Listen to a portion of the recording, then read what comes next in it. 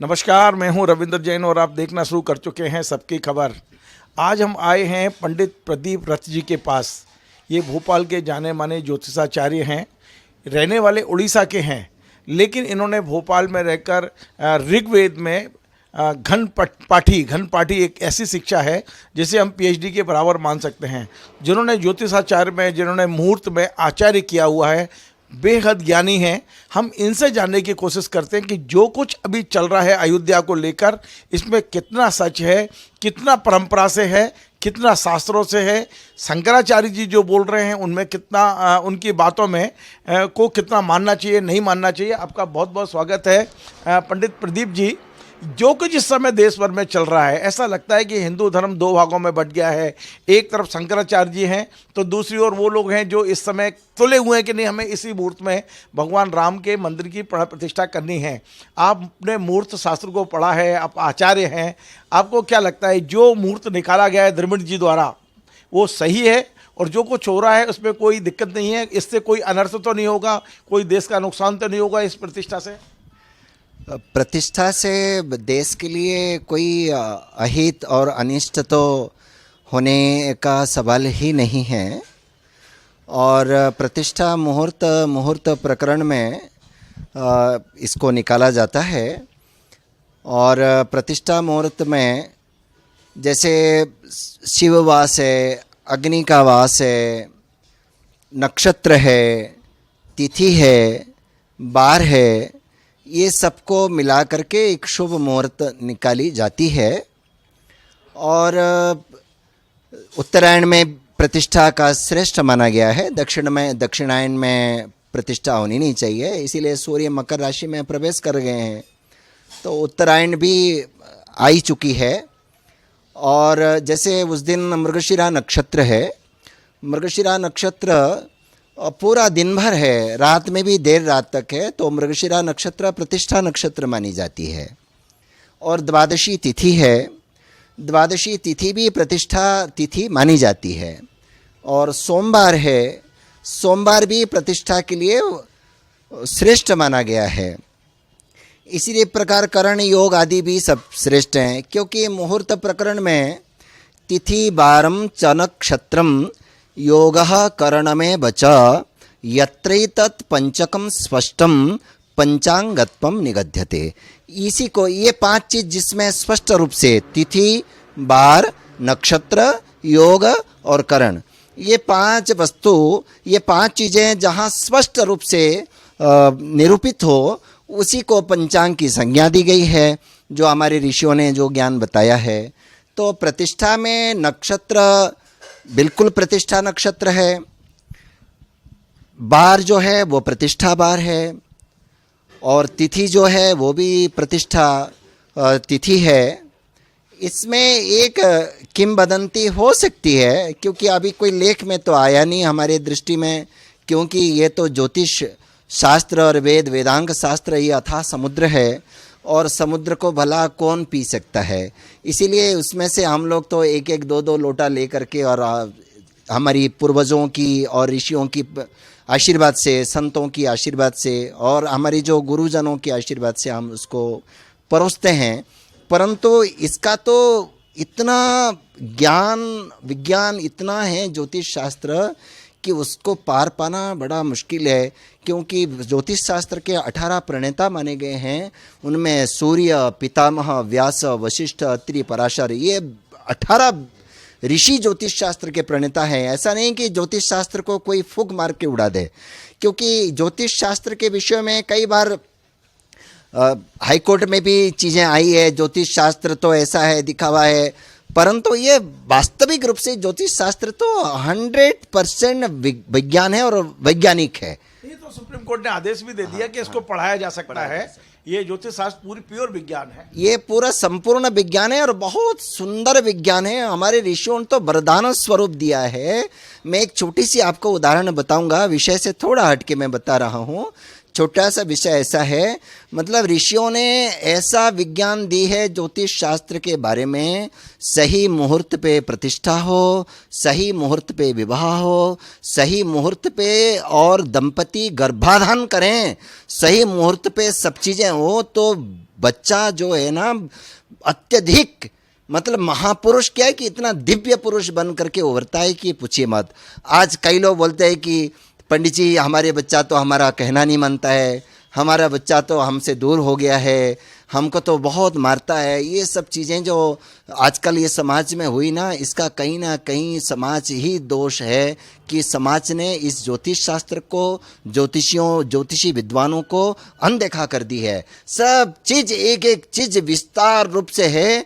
आप गर्भाधान से लेकर अंतिम समय तक अगर मुहूर्त से करेंगे तो बच्चा कभी भी आपका कहा नहीं, मतलब ऐसा नहीं। ये एक और बात, शंकराचार्यों को जो आपत्ति है, वो कहते हैं कि मंदिर अभी कंप्लीट नहीं हुआ है, अभी मुहूर्त भी अच्छे नहीं हैं, क्यों ये अभी किया जा रहा है? मंदिर कंप्लीट होने के बाद भी तो आप प्राण प्रतिष्ठा कर सकते थे। शंकराचार्यों ने कहा है कि ये विधि अनुसार नहीं है, इसलिए हम इस आयोजन में नहीं आएंगे। और शंकराचार्यों को हमारे हिंदू धर्म में कोर्ट नहीं, सुप्रीम कोर्ट की मान्यता है, उनकी बात को हम लोग मानते रहे। मुझे मालूम है, मैं पुरी वाले स्वामी जी के साथ बहुत नज़दीक से जुड़ा हुआ हूँ और हमारा पूरा परिवार, माता पिता सब उन्हीं से दीक्षित हैं, हमारी बहन आदि भी उन्हीं से दीक्षित हैं। परंतु स्वामी जी ने मुहूर्त के बारे में ऐसा कोई वक्तव्य अभी तक दिया नहीं जो हम देख पा रहे हैं या सुन पा रहे हैं। स्वामी जी का कहना है कि वहाँ हमारा क्या काम है। स्वाभाविक है, क्योंकि वो हमारे धर्मशास्त्र के सर्वोच्च सत्ता है, मतलब हमारे धर्म के, हमारे सनातन संप्रदाय के सबसे बड़े गुरु हैं चारों शंकराचार्य। और बड़ी विडंबना है हमारी समाज में। और हमारी जो निश्चला रंजीत की जो आप बात कर रहे हैं, उनका कहना है कि मैं इसलिए नहीं जा रहा हूं कि वहां मैं मूर्ति से हाथ नहीं लगा सकता, मैं वहां ताली बजाऊंगा और मोदी जी इसको करेंगे तो क्या मैं ताली बजाने वहां जाऊं? स्वाभाविक रूप से हर एक चीज़ का एक विधि है और कहीं ना कहीं परोक्ष, प्रत्यक्ष या सूक्ष्म रूप से विधि निषेध हो रही है, जिसके कारण जहाँ विधि निषेध होगा वहाँ स्वामी जी नहीं आ सकते या कोई भी शंकराचार्य नहीं आते, क्योंकि वास्तविक रूप से ऐसा है। यहाँ तो आ जाएंगे, यहाँ तो सब कुछ सम्मिलित हो भी जाएंगे अगर थोड़ा सा भावना में बह करके, परंतु स्वामी जी का जब देवलोक गमन होगा वहाँ पूछा जाएगा यहाँ विधि निषेध था और आपने वहाँ क्यों सम्मिलित हुए, वहाँ क्या जवाब देंगे स्वामी जी? स्वामी जी स्पष्ट रूप से बोलते हैं, मैं तो जो धर्मशास्त्र और जिस पथ पे मैं चल बैठा हूँ उस पर तो मुझे ईश्वर के पास भी जा कर के जवाब देनी पड़ेगी और देनी पड़ती ही है, सबको देनी पड़ेगी और हम आप सबको देनी पड़ेगी वहाँ पे। अब जो इससे निडर हो गए हैं वो तो मनमाना कर रहे हैं, और जो इनमें धर्म के प्रति और भगवान के प्रति, सबके प्रति और अपने कर्म के प्रति जवाबदेही हैं, वो तो ऐसे बोलेंगे। स्वामी जी बोल रहे हैं इसमें तनिक मात्र भी कोई गलती नहीं है, क्योंकि स्वामी जी की सत्ता बहुत सर्वोच्च सत्ता है। पंडित जी, एक बहुत महत्वपूर्ण सवाल ये है कि अवधेशा जो अभी उत्तरानंद जी हैं, जो शंकराचार्य जी हैं, उनका ये कहना है कि मंदिर कंप्लीट नहीं हुआ है और विधि अनुसार ये नहीं हो रहा है। मैं निश्चलाचंद जी की बात नहीं कर रहा हूँ। तो आपको लगता है, आप तो मेरे को केवल शास्त्रों के अनुरूप बताएं, क्या ये सही है कि मंदिर कंप्लीट होने के बाद उस पर ध्वजा लगने के या शिखर बनने के बाद ही मंदिर में प्राण प्रतिष्ठा हो सकती है भगवान की? इसमें भी एक प्रकरण मेरे जीवन में स्वामी जी के नज़दीक से ऐसा प्रकरण आया था। किसी ने पूछा कि मुहूर्त के बारे में, बहुत पुरानी बात बोल रहा हूँ, ये मैं 30 साल पुरानी बात बोल रहा हूँ, कि स्वामी जी ने, पुरी वाले स्वामी जी ने बोला था ये सब ज्योतिषियों का काम है, इसीलिए वो वक्तव्य देंगे तो ज़्यादा अच्छा है। इसीलिए हम बहुत आदर करते हैं स्वामी अभिमुक्तेश्वरानंद जी का, क्योंकि वो हमारे समाज के बड़े आदरणीय हैं और उत्तर पीठ के पीठाधीश हैं और सब कुछ। उनके बारे में मैं कुछ भी नहीं बता सकता हूँ और बताना भी उचित नहीं होगा, परंतु ज्योतिष के अनुसार या शास्त्रों के अनुसार मंदिर के बारे में तो बता सकते हैं कि मंदिर अभी कंप्लीट नहीं है। ज्योतिष शास्त्र के अनुसार स्वामी जी की यही मैं अपने अंदर से यही बोल सकता हूँ। पूरी वाले स्वामी जी जैसे स्पष्ट रूप से बता दिए कि ये ज्योतिषियों का काम है, उनको पूछना चाहिए, तो स्वामी जी को भी यही बताना ज़्यादा श्रेयस्कर होता। बट परंतु स्वामी जी तो बहुत दिव्य पुरुष हैं। स्वामी जी के बारे में हम तुच्छ लोग कुछ बोलना मतलब कोई अनुचित ही होगा। मतलब स्वामी जी कितना तपोबल से, कितना तपस्या करके इस पद पे पहुंची जाती है और कितना सेवा की होगी जो उनके गुरु की। चलिए एक और प्रश्न मेरे मन में है। आजकल टीवी पर एक और ज्योतिषाचार्य हैं, आचार्य राजेश शर्मा जी, राजीव नंदन शर्मा जी। वो ये कह रहे हैं और उनके कहने से उन लाखों लोग उनको देख भी रहे हैं, वो कह रहे हैं कि इस मुहूर्त में यदि ये होता है तो तमाम सारी विपदाएं आएंगी। देश में भूकंप आ सकता है, आगजनी हो सकती है, कोई बड़ा अकाल मौत हो सकती है। इस तरह की भविष्यवाणियां करना चाहिए, और यदि वो कर रहे हैं तो क्या इसकी संभावना आप देखते हैं कि क्या ऐसा हो सकता है जिस मुहूर्त में भगवान राम की प्रतिष्ठा से कोई अनिष्ट हो? ये कैसे स्वीकार हो सकता है इस देश को? राम की प्रतिष्ठा से अनिष्ट तो कैसे होगा? राम की प्रतिष्ठा तो अनिष्ट नहीं हो सकती है, परंतु ऐसा है कि कहीं कोई त्रुटि अगर होती है तो उसकी निश्चित रूप से क्योंकि जो यजमान बैठते हैं या जो यजमान रहेंगे, मुझे ध्यान है स्वामी करपात्री जी का एक प्रसंग आता है। वो किसी सन्यासी को कोई यज्ञ के लिए प्रेरित कर रहे थे कि इनसे बढ़िया नियम और निष्ठावान कोई नहीं हो सकता है इस अनुष्ठान के लिए, यजमान सबसे श्रेष्ठ यजमान होंगे। परंतु इतना श्रेष्ठ होने के उपरांत भी दक्षिण भारत से विद्वान आए थे, तो उन्होंने बोले कि इनकी तो विवाह हुई नहीं और इसीलिए ये सन्यासी हैं और इनकी विवाह के इनकी ये प्रतिष्ठा में कैसे हो सकते हैं। परंतु ऐसा नहीं, उनमें भी विधान ऐसा दिया गया कि कुशा की स्त्री बनाई गई है और उन स्त्री से उनका विवाह करा गया और उनसे बैठा करके वो अनुष्ठान संपादित हुई। आप सोचिए कि हमारे गुरुजनों ने कितना सूक्ष्म विचार, मतलब ऐसा नहीं, संसार में कोई ऐसा विषय नहीं है, कोई ऐसा वस्तु नहीं है, कोई ऐसा ज्ञान नहीं है जो उसका निराकरण नहीं हो सकता। हाँ, तीन चीज़ों की निराकरण नहीं हो सकता है। वो तीन चीज यही है, संसार में दुष्टता जड़ से समाप्त नहीं हो सकता है, ये असंभव है, क्योंकि भगवान भी साक्षात अवतार लेकर आए और तो भी दुष्टता आज कायम है। और कुल और धर्म इन सब को पवित्र बनाए रखना ये भी बड़ा असंभव है। और सभी प्राणियों को शुद्ध और पवित्र बनाए रखना ये भी असंभव है। और एक छोटी सी बात है, लास्ट तीन, ये तो दो हो गया, तीसरा यही है कि मूर्खों को उपदेश देना भी बड़ा असंभव है, ये कहा गया। ये तीन असंभव है, बाकी हर एक चीज़ आप तपोबल से प्राप्त कर सकते हैं, तपोबल से उसको सुधार सकते हैं।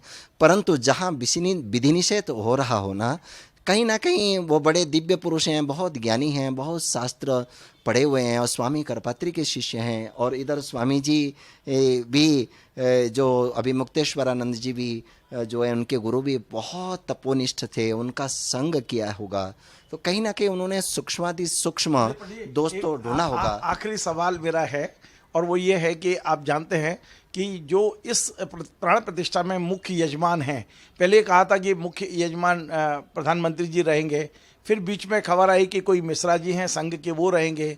कल से फिर एक खबर आ रही है कि नहीं, प्रधानमंत्री जी ही रहेंगे मुख्य यजमान। प्रधानमंत्री जी की स्थिति आपको पता है, उन्होंने विवाह तो किया है लेकिन उनकी विवाहिता उनके साथ नहीं रहती है। अब वो अपना जीवन एक साधक का जीवन जीते हैं, तो क्या वो मुख्य यजमान हो सकते हैं? ये और मैं आपसे शास्त्रों के अनुसार जानना चाहता हूँ। ये कर्मकांड का विषय है, क्योंकि मैं तो बेसिकली ज्योतिष शास्त्र के ऊपर मेरी विशारत है। ये तो कर्मकांड आपने इसी विषय को करपात्री जी के माध्यम से बताया था। हाँ, ये निश्चित रूप से जिस तरीके से पूर्व आचार्यों ने जो व्यवस्था दी है और जो हुआ है उनकी जीवन, उसमें वो व्यवस्था को मानना बहुत ज़रूरी है।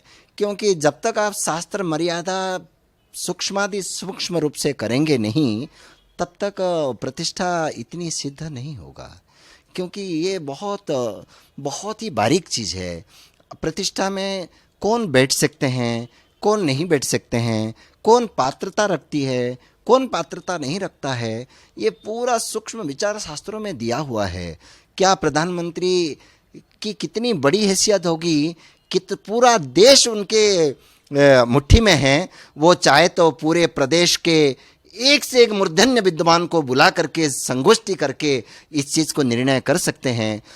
मेरा तो और भी ये रहता है, अभी जो मुहूर्त आदि में भी इतना सब कुछ विषमताएं आ रही है, कुछ नहीं है। वास्तविक रूप से हम सनातन और सबकी कल्याण चाहते हैं, तो सभी प्रदेशों से मूर्धन्य विद्वान को एकत्र किया जाए, सबको रखा जाए, सबको एकत्र करके उनका जो भी खर्च है वो शासन करे उसमें।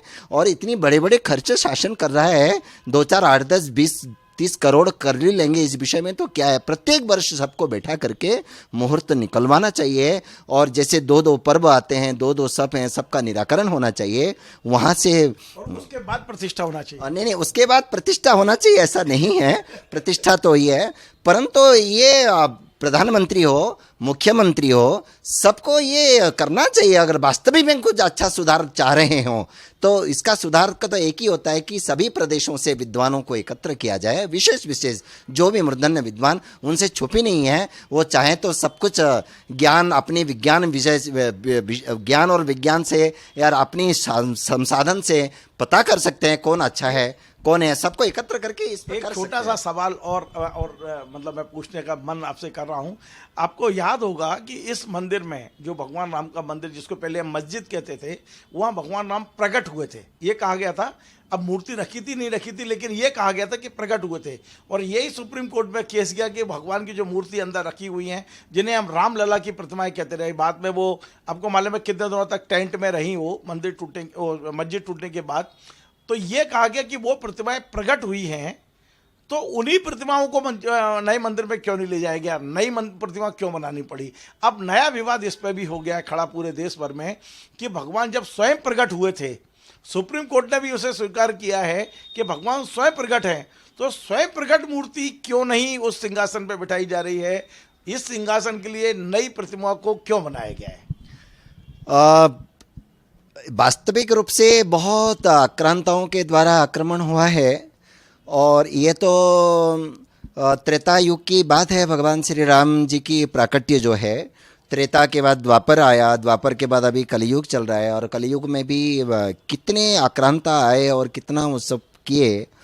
कौन सी प्रकट मूर्ति है कौन सी अप्रकट मूर्ति है, ये कहना तो हम लोगों को अभी बहुत अतिशीघ्र होगा, परंतु एक ज़रूर मैं ये बोल सकता हूँ कि अभी जैसे कुछ ऐसा है कि जैसे रामलला उर्छा जी की जो मूर्ति है, बताते हैं कि महारानी गई थी और महारानी ने वहाँ डुबकी लगाई और उनके हाथ में भगवान की विग्रह आ गए।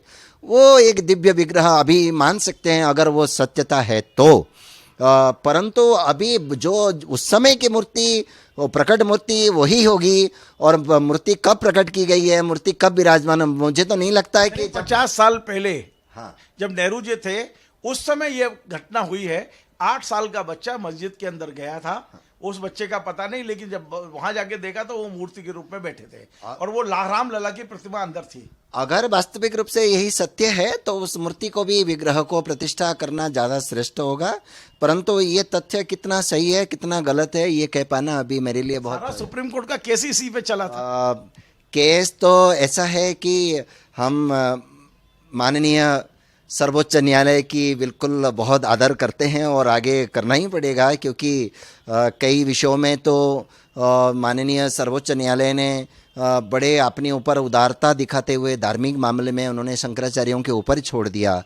कई केसों में ऐसा सुनने में आया है, क्योंकि सर्वोच्च सत्ता तो हमारे शंकराचार्य ही हैं। बाकी चारों मठों के शंकराचार्य जो जिस विषय में बोलते और उसको हम अनुपालन करते वो ज़्यादा श्रेष्ठ होता है, क्योंकि हमारे सर्वोच्च धर्मगुरु हैं। आप देखिए पोप की क्या तुति बोलती है, राष्ट्रपति भी उनके आगे नतमस्तक करते हैं, और हमारे चारों शंकराचार्य की क्या हर्ष बना रखा है, और हम कितनी नकली शंकराचार्य घूम रहे हैं। आप बताइए, हम चारों मठों की शंकराचार्य को सुरक्षित और शक्ति प्रदान नहीं कर पा रहे हैं। बड़ी दुर्भाग्य है ये, अपनी मतलब सनातन धर्म के ऊपर कलंक है। मतलब और तो और सुनने में तो यही आया है, जितना